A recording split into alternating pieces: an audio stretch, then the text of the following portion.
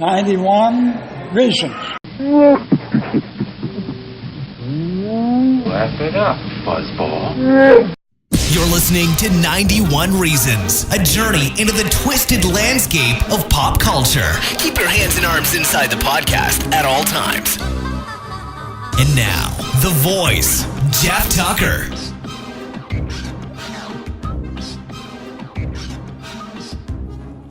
Man, you know I love Star Wars. I complain, we rattle on about it, we talk endlessly in circles about it, but the bottom line is, I'm a member of the Star Wars generation. Star Wars came out when I was 6.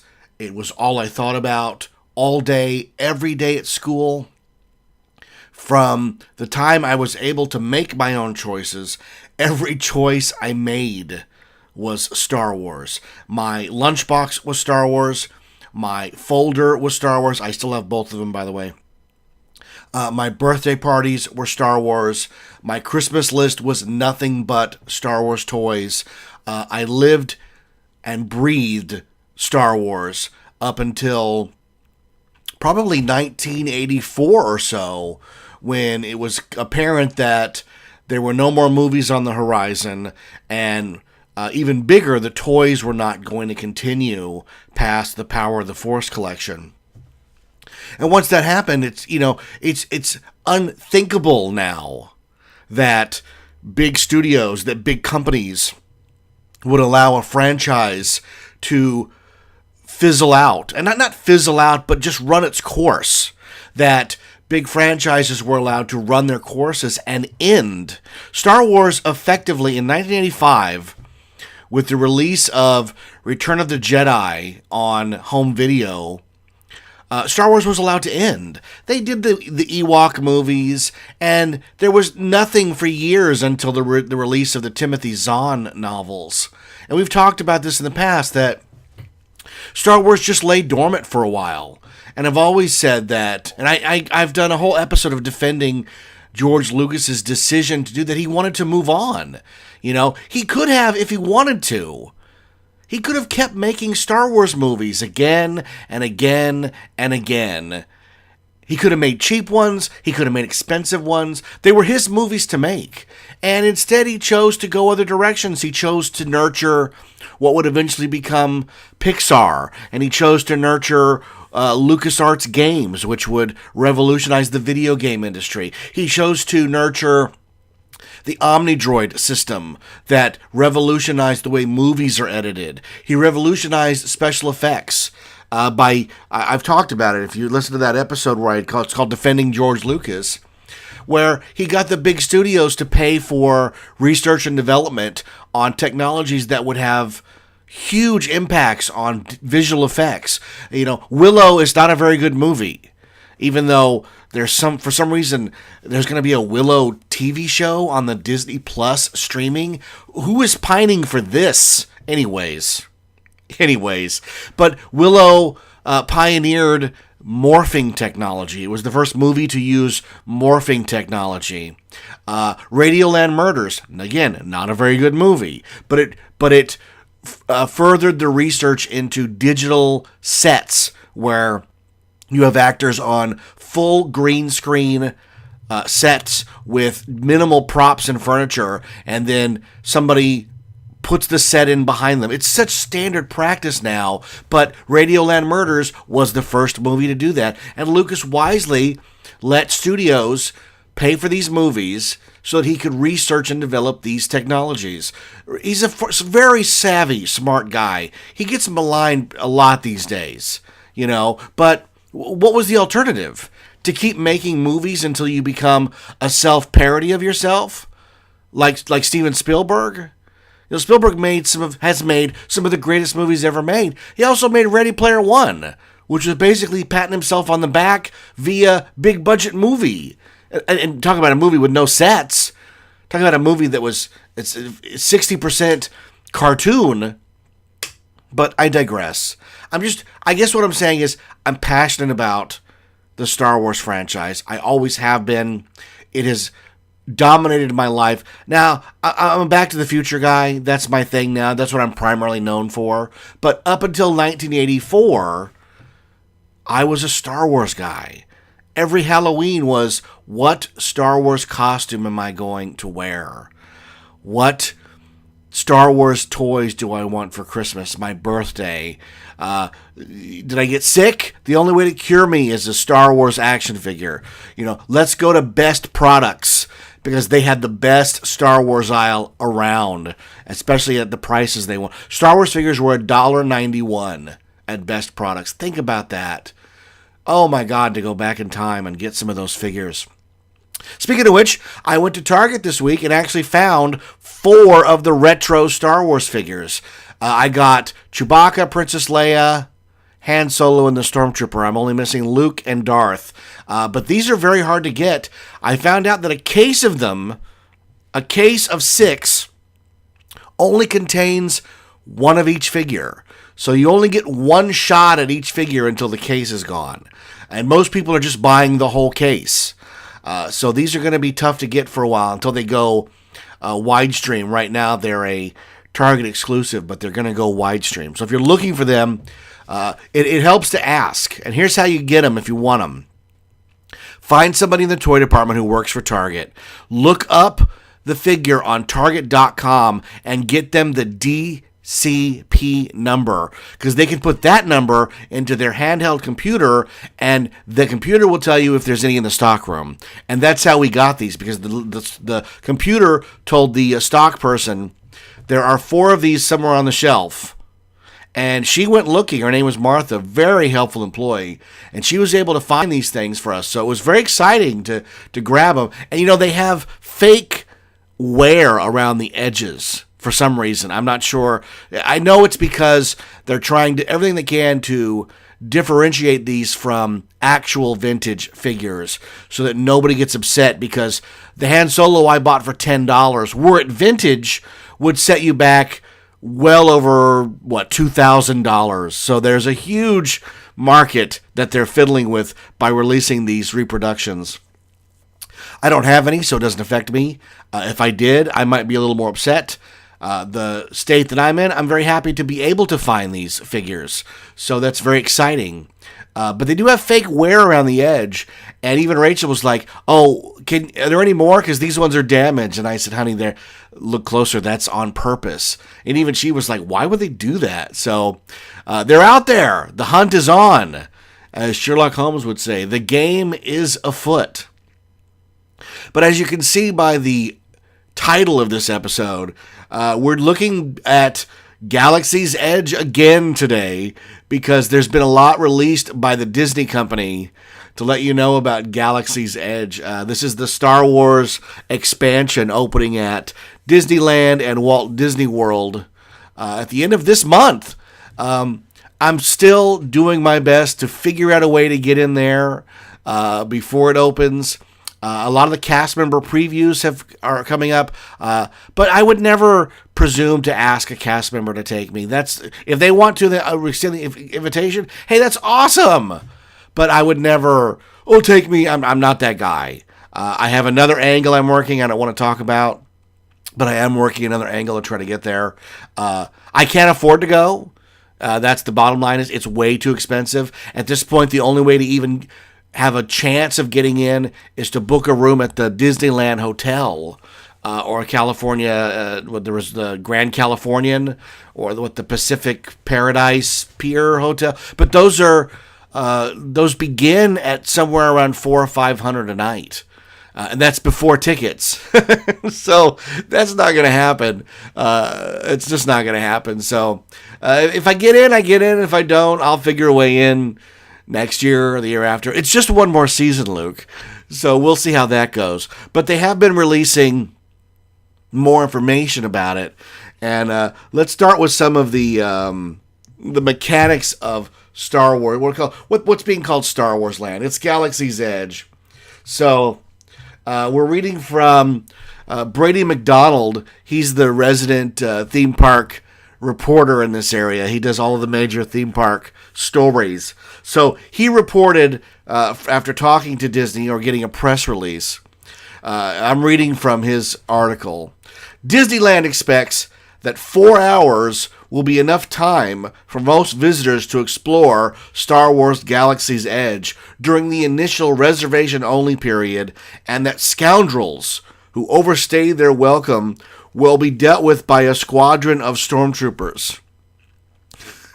So, before I comment, we'll keep going. Disneyland will restrict visitors with free Galaxy's Edge reservations for a 4-hour time limit. They will issue colored wristbands to visitors during the reservation-only period for each of the 4-hour windows. Newly admitted Galaxy's Edge visitors will mix in with those already in the land, much like Halloween events at Disneyland. After each 4-hour window ends, Disneyland employees may turn away visitors with expired wristbands if you try to get into the Millennium Falcon attraction, the Oga's Cantina Cocktail Lounge, the Docking Bay 7 restaurant, the Savvy's Workshop, and the Droid Depot shops. Or they're calling them experiential shops because they're really trying to play up that shopping and dining at Galaxy's Edge is as exciting an experience, immersive as experience, as riding the one attraction that will be open when the land opens. That's a bold statement, but it's only summed up in the word experiential shops. So I'm interested, I get it. I know what they're going for. And for me, I'm more interested in walking around and looking at the thing. The ride sounds great, and I know people who've been on it. I've talked to them, and they've given me their reviews, and they said that you're so caught up with pushing the buttons that you're supposed to be pushing that you miss some of the visuals outside the cockpit window. And I thought, well, that's what an interesting study on human nature, please push this button when the light turns on. But I want to look out the window. No. Push this button. You got it. You ever seen those experiments? And you can look them up online. You can actually watch them on YouTube. Where they put somebody in a room with a button. And they say, whenever the light goes on, push this button. And you're going to get, $20 at the end of this experiment. Well, when they push the button, you could hear somebody in the next room screaming and saying, please stop hurting me. And every time you push the button, the idea is it's hurting the guy in the room next door.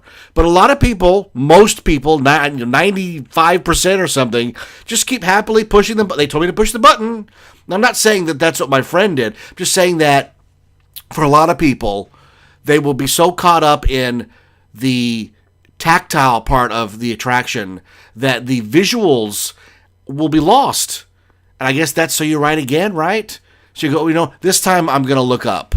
This time I'm going to see what happens if I don't push the button. Interesting, right?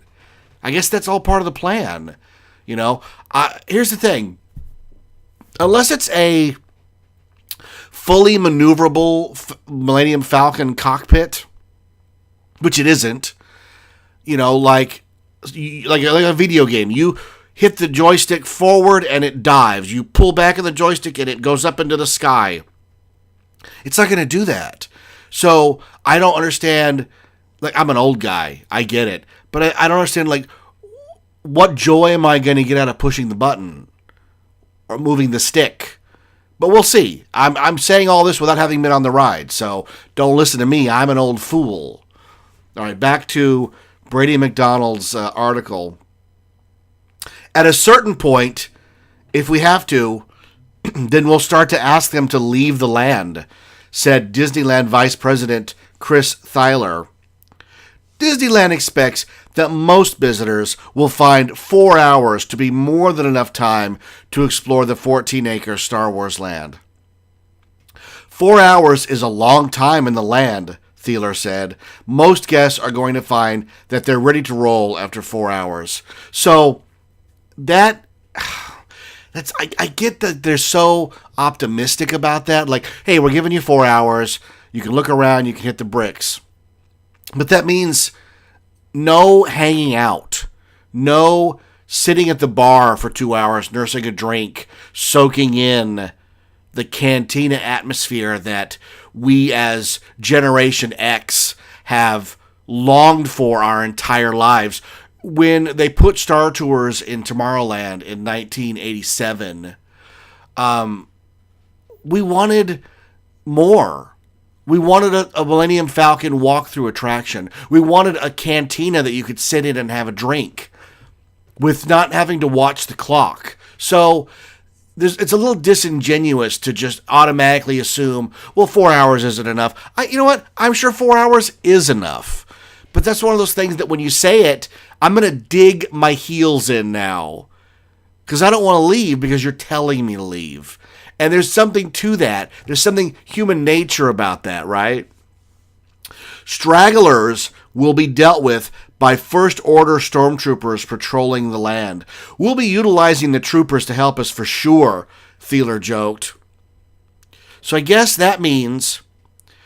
so here's how it works. You go online, you make your reservation, you get a time frame of 11 a.m. to 3 p.m., right? So you go, you get your wristband, and we're going to talk about this other video. They put a video up telling you all the ins and outs of getting into Galaxy's Edge.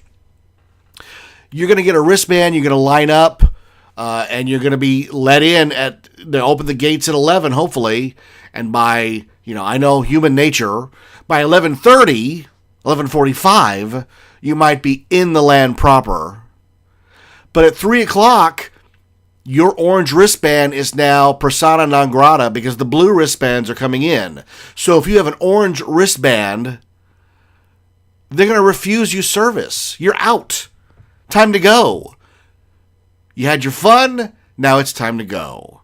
And the employees will be very polite about it, but they've got stormtroopers who are I don't know how. God, you imagine what the training session must be like for these poor guys.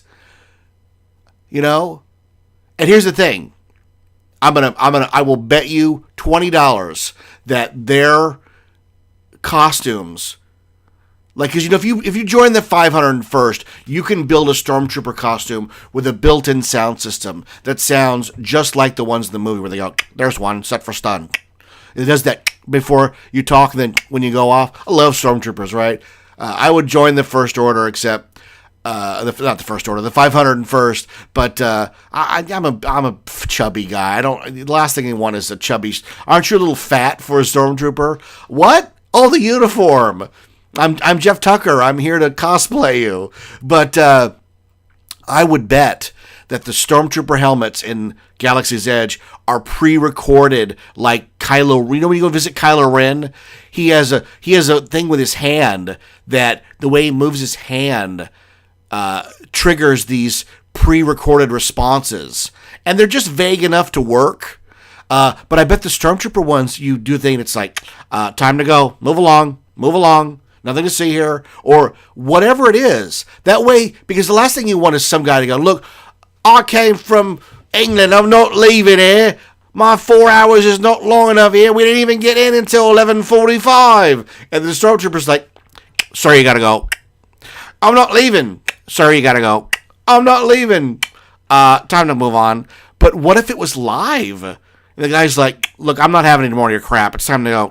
"What did you say to me?" And then then he's going to go to City Hall, complain, get another wristband. I don't know.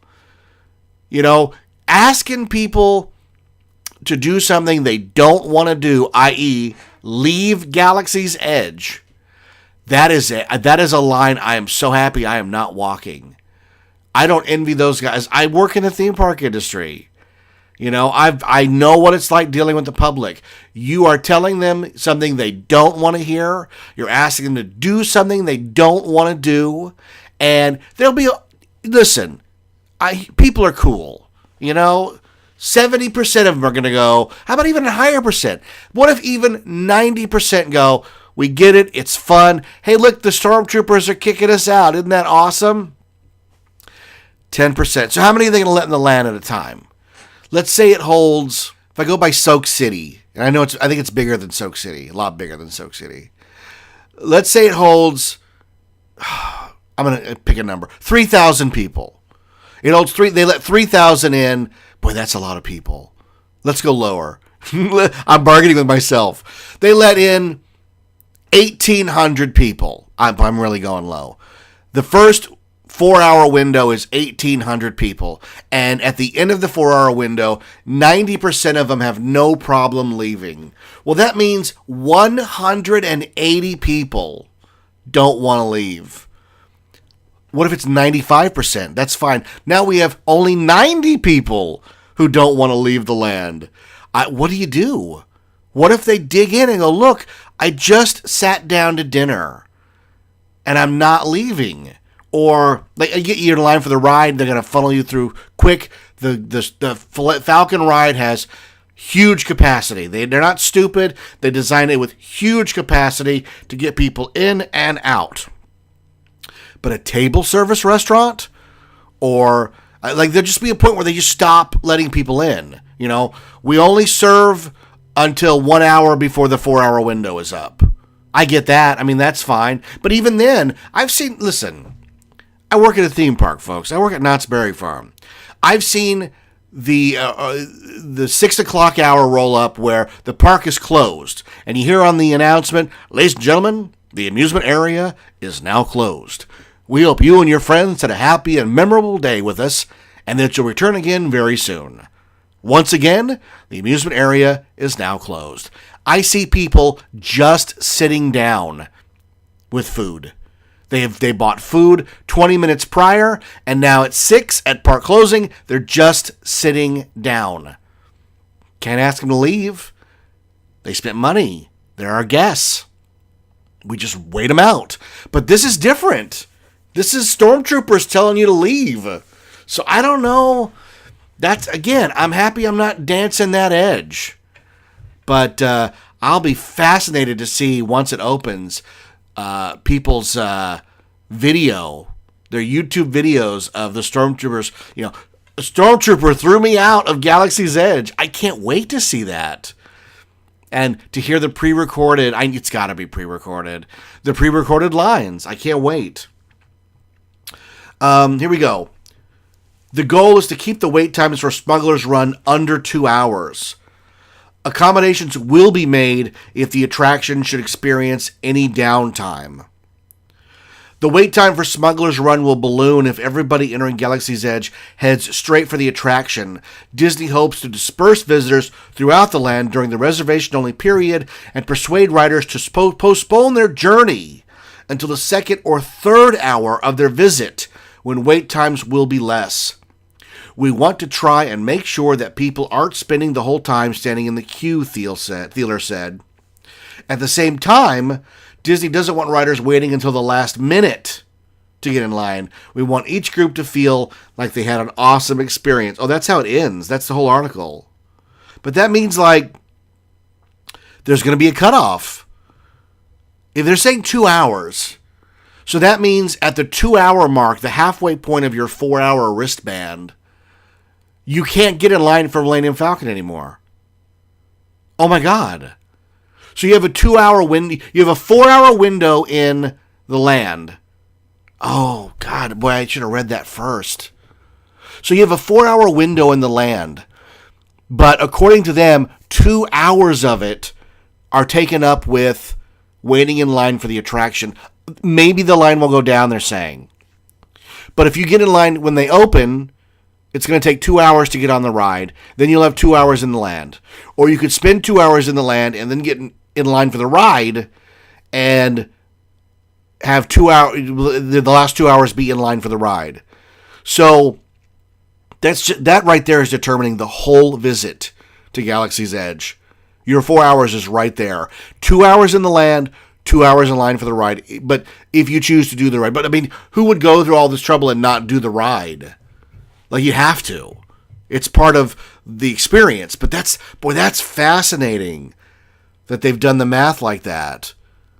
Wow. Okay, so that's Brady McDonald's article. The other thing I want to talk about is they posted a video with one of the Disney ambassadors talking about actually opening day, saying that they're going to open the parking structure at midnight. Park doesn't open until, what, 8 a.m., 9 a.m.? You can park 8-9 hours prior. And he's very joking. He's a good guy. He says, don't drive around the neighborhood, and don't park in the neighborhood. Come to the structure. We're opening it at midnight. After that, they'll open the structure about 5:30 a.m. But he's also very clear saying, look, if you don't have a reservation, there's no early amount of time to get in line that will get you in. Period. And what you can extrapolate from that is, when they queue up, and wherever you get your wristband, and you get that wristband on, you're in the land, you're in the line. But there's going to be a line for it, and they're going to have cast members blocking people. I'm guessing blocking people from getting to the line for Galaxy's Edge, because they don't want anybody. Oh, God forbid somebody waits 2 or 3 hours in line without a wristband, and they get to the front and they go, "Look, you can't get in." And the guy's like, "What do you mean? I've been in line 4 hours here." No. You have to have a reservation and a wristband. Well, no one said anything. Well, they have. They have not made it a secret. They have blitzed social media. And as you can see, sir, everybody around you is wearing a wristband. Well, I don't have one of those, and I'm getting. I don't know why the guy's a horrible English accent. Bear with me. You can't get in, sir. I paid thousands of dollars to come across the pond here, and you're going to let me in. Well, no, we're not going to let you in, sir. You don't have a wristband. Well, I want to speak to the manager. Well, the manager doesn't have any wristbands either. Oh, you're a smartass, are you? Well, I'm going to have your name. What's your name? My name is Hammerhead. My name is Walrus Man. Look, you're not being funny. You're going to let me in. No, you can't get in, sir. I mean, you shouldn't have even gotten to the line. Can I ask how you got to the line? Well, I went behind the guy working. Yeah, because there's a gate up. There's a gate before the line, and you got past that. Well, we parked at 12:30 in the morning. Yeah, and you got here early, and you lined up, and you were told you weren't going to get in without a wristband. Like, this is going to happen. And it's not going to happen once or twice. Disneyland must have, conservatively, 50 people on that opening day ready to handle all these concerns of, I didn't know, I wasn't aware, I made a reservation and it's not in your computer. Like, people are going to come up with any excuse they can to get in this land. I mean, this is the equivalent of having the golden ticket into Wonka's factory, you know? 5 lucky lightning bolts ready to strike. All right, we're going to go back to, this is David Koenig writing for Mice Chat, and he stumbled across, they're having training sessions for the employees working Galaxy's Edge. And it's not just jockeying a register. Like, it's a whole thing. And as someone who, I worked very minimally on Ghost Town Alive, I know what goes into this. It's very immersive. The first year we did Ghost Town Alive, I worked on this huge initiative to get the merchandise and foods people to play along with Ghost Town Alive. Instead of saying, have a nice day, it's like, so long, partner. I mean, it's a real easy switch using language people already know. But just say it, Don't ask about their smartphone or anything. Just pretend it's 1885, And we had people who had a lot of trouble with that. But the event obviously was very successful. We're in its 4th year now. Wow, how about that? But again, even though I work very minimally on it, I know what goes into it. I know how hard Ken and everybody works on this event. Like, this is one of the hardest things that's ever been attempted at a theme park, to totally immerse people in an attraction, in an event, in an experience that feels real and that's fun. I mean, that's tough to do. So they're trying to extrapolate that into Galaxy's Edge. I assume it's because of Harry Potter, but having never been to Hogwarts or anything, it's too expensive. Again, it's just too expensive. Do they have hello and goodbye and all that in wizard speak? Because I've read the books multiple times. I don't remember anything other than like when when Mr. Weasley gets upset, he says like, by Merlin's beard. Like I've heard all the silly things like that, but it's all done organically. This is something totally different. So reading from David Koenig's Mice Chat article, he says, cast members who will be working in Star Wars Galaxy's Edge have been given a 15-page booklet and encouraged to create a backstory of the character they will be playing in the immersive experience. Each department, attractions, merchandise, and foods has been given a different booklet. Each booklet has several pages devoted to terminology that the cast members should be using. So here's the thing, and imagine you're not a big Star Wars geek like me, who has seen the movies hundreds of times, who has purchased every exclusive, right, and dressed up again and again, and tried to learn to speak Huttese, and knows all of the announcements for Star Tours. Kuchana, Kuchana. Like, really? I'm the geek. But imagine you're Joe Blow, who's just come in for the day, and it looks interesting. And hey, you already booked your vacation that week, so why not get the wristbands for the big Star Wars thing, right? But you go in, and here's what they tell you. Instead of hello, they say bright suns. Oh, bright suns. And you go, yeah, my kids are smart. What are you saying? Bright suns. Bright what? And then instead of saying, bright suns is what you say, is how you say hello during the day. And during the nighttime, you say rising moons. Rising moons. You just go, what? Like, it's going to take a while for this to kick in. I applaud them 1,000% for this effort. I mean, I did this, so I know what it's like. But, some guy that falls into a register job, his job is to ring up your space brownie that you want to buy because you need a little snack. And you're like, oh, hey. And he goes, rising moons. And you go, what? I'm just trying to buy a brownie. Rising moons. Okay. And then a farewell. The farewell is, may the spires keep you. So you walk up and you're like, yeah, I want to buy this brownie. Oh, rising moons. Okay. $7.50, please. Sure. Thanks, man. May the spires keep you. May the what? May the spires keep you. Like Spires Restaurant? Is there a Spires by Disneyland? No. May the spires keep you. Okay, kids, just walk away slowly. Rising moons. Another way to say farewell is good journey. That's fine. That's almost Lord of the Rings-ish. Good journey. Okay, cool. I can see that. Till the spire. That I have no idea what that is. Till the spire.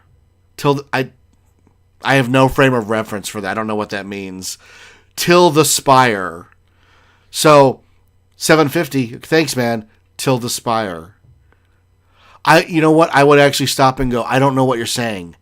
Oh, I'm just saying goodbye. Till the spire. How is till the spire goodbye? Well, till the spire ...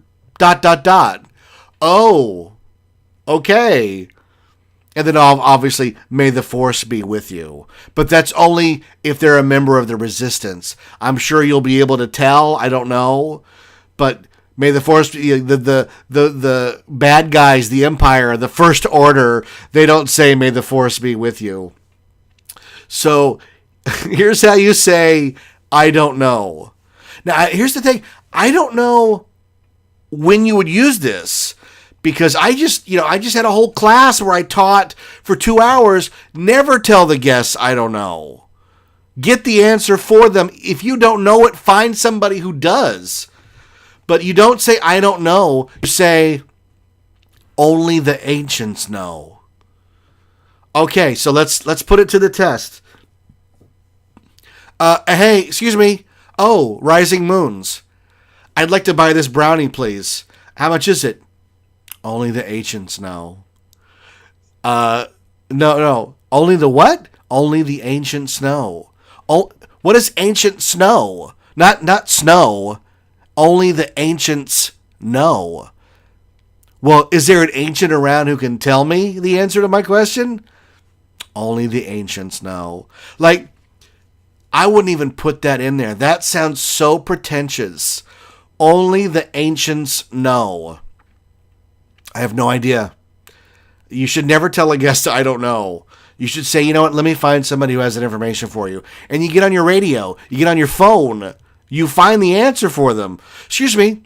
Yeah, Rising Moons. Enough with the Rising Moons. Where's the restroom?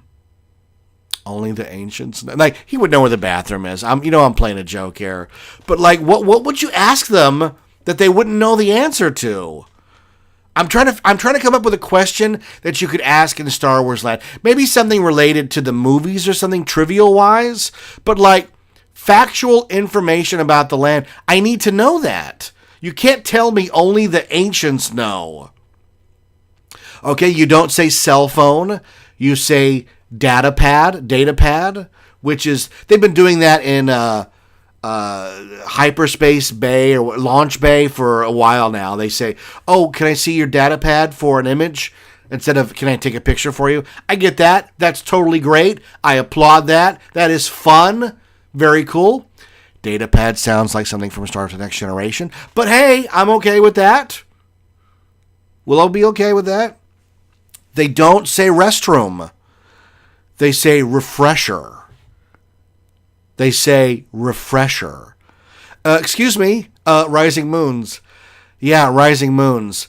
I'm looking for the restroom. The refresher is just that way. I'm pointing with 2 fingers. Make a right past that Omni droid, and it's right there. That's where the refresher is. Well, I don't need a refresher. I need a restroom. Go that way and make a right, and it should be there. Oh, the restroom. Refresher. Is it the restroom or the refresher? Because refresher sounds like a drink. No, sir. What you're looking for is called the refresher here. Okay, well, thanks. Tilda Spire. What? Tilda Spire. Okay. They don't say water fountain. They say hydrator. Okay, I get that. Okay. Excuse me, where's the drinking fountain? The hydrator is next to the refresher. Oh boy. I'm in too deep now.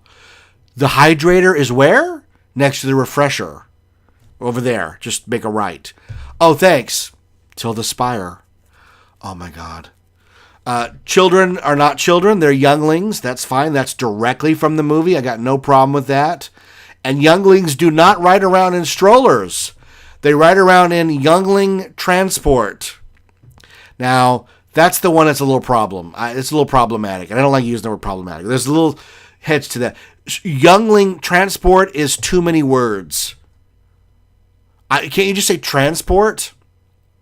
I see your youngling is in the transport. Yeah, it's a stroller. We're trying to find the restroom. It's next to the refresher. Where's that at? Right around the corner. Oh, is it over that way? Only the ancients know. Okay. Tilda Spire. Oh my God. Bright suns. Rising moons. So, that's what the speaking... That's just one page. So who knows what the rest of it is. There might be more I'm missing. I can't wait until more information comes out about this. But that was David Keating's article in... Mice Chat, so check that out. And then new images on blogmickey.com show attention to detail. These are all from the D23 magazine. There's a special Galaxy's Edge edition. So you can see Doc Ondar's Den of Antiquities. And it has animal heads mounted on the wall. These are creatures that appeared in the film, but they didn't want to make them as living anything. Like, I guess if you wanted to, you could have done a cage with a flat screen behind it, and you could have done the animal on the flat screen that looks like it's in the cage, which would have been cheaper than an audio animatronic. But instead, these are just mounted heads, so these are static on the wall. And the first one that they've shown is a Nexu from Attack of the Clones. No, it doesn't say that, folks. I'm doing that because I know that because I'm an idiot. This is one of the creatures that they battle in the arena at the end, the one with the multiple eyes. It looks gorgeous. It's really cool. It's one of those fun details that if you know the movies, you're gonna get. So that's great. There's also a lot of weird. I mean, this is that shop that has fake antiques, like stuff you're supposed to recognize, but it's not from anything. I don't know. There's an IG-88 robot propped up, which for us old folks, IG-88 was one of the bounty hunters in Empire Strikes Back, but he never did anything. His head was used a lot in the cantina for decoration, and then they built a robot out of him for Empire.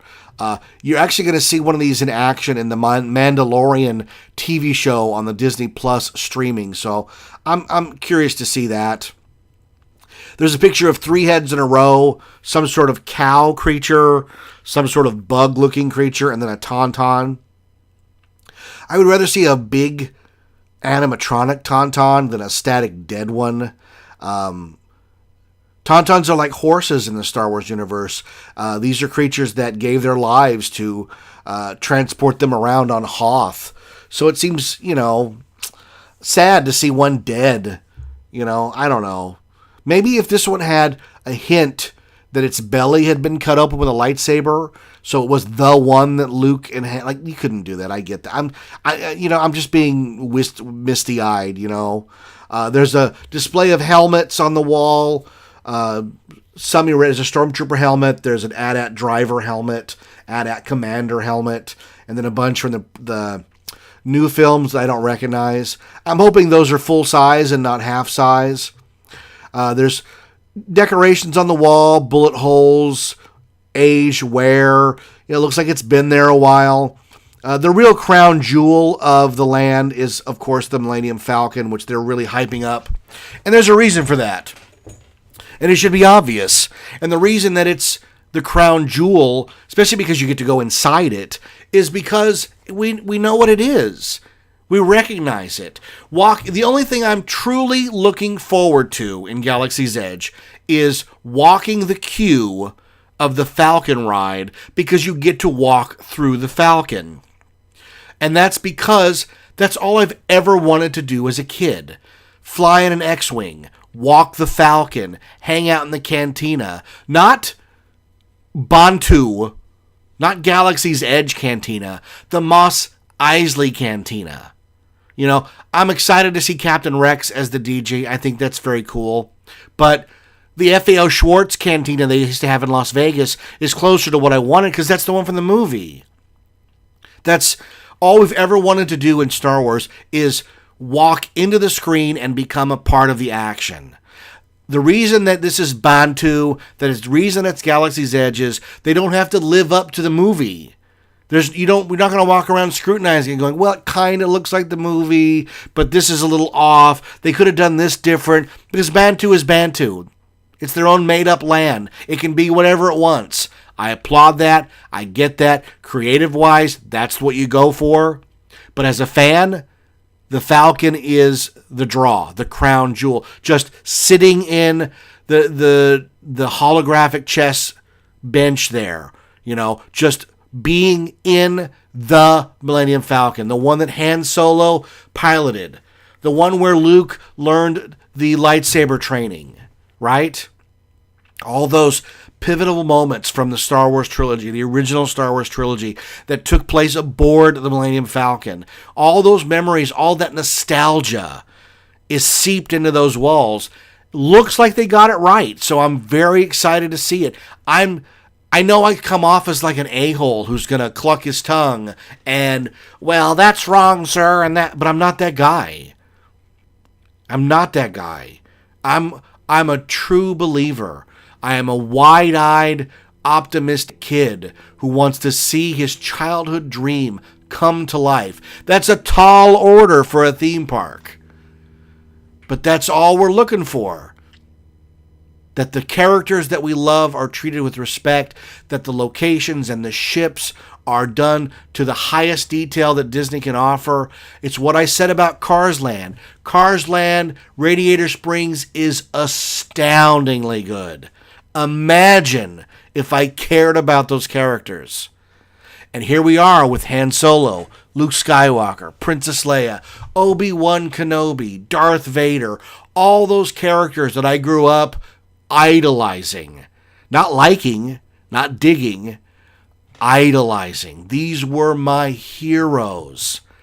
They saved the galaxy.